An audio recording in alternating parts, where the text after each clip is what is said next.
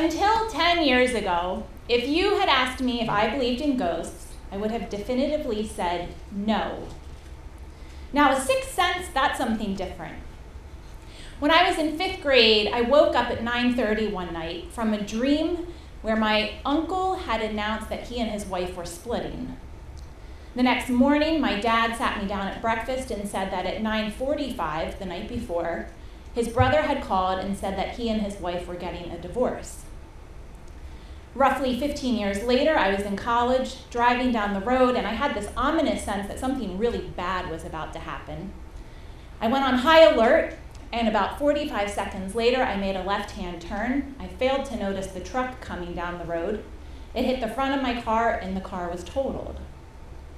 So the idea of a sixth sense, or at least really good intuition, that has always struck me as possible. But people that believed in ghosts, I figured, just had active imaginations. That was until I experienced the paranormal about 10 years ago.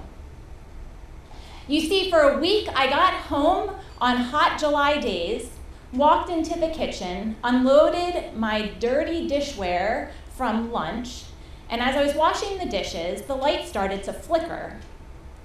Now, it's the middle of July, so the lights are turned off at 4:30, but the lights would be flickering, and so I would flip the switch in the opposite direction, thinking that would stop it, and they would continue to flicker.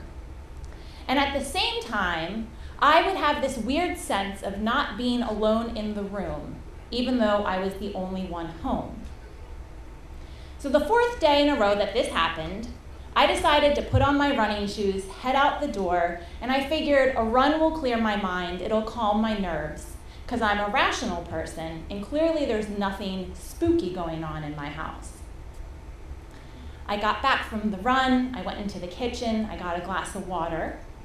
The lights weren't flickering, and I didn't feel like there was something watching me. So I got into the shower. And I just finished washing my hair when I very clearly could sense that I was not alone. So I looked around. It's hard to feel brave when you're naked in the shower.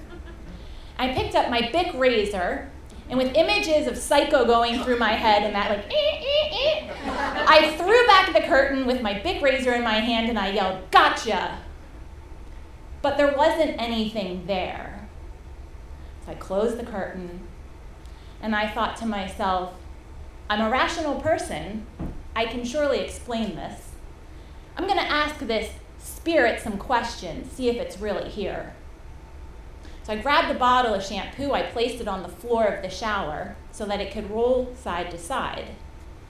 And then I said, if there is something in this room with me, move the bottle to the left. It rolled to the left, it paused, it rolled back to the middle.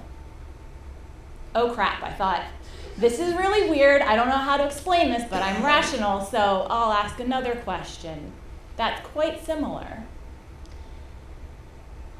Just to reiterate, if I am not the only one here in this space, move the bottle to the right. The bottle rolled to the right, it paused, it rolled back to the middle. At this point, the only thing I really wanted to know was I in harm's way? And so I said, if you are here and you do not intend to harm me, roll the bottle to the left. And the bottle rolled to the left. Whew. It rolled back to the middle, and I looked up and I said, hi, my name's Kate. I don't know what you're here for, but I want you to know that you can be in this house as long as you need to be. This house is yours, as long as you agree not to scare me and not to harm me, in which case I can exist with you here. About 45 seconds passed, and I suddenly had the feeling that I was once alone in the house again.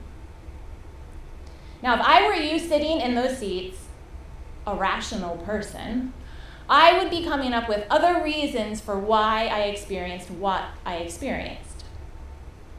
But as the person that actually was in the house with the flickering lights and this moving bottle and this sense of being watched, today, if you were to say, do you believe in ghosts?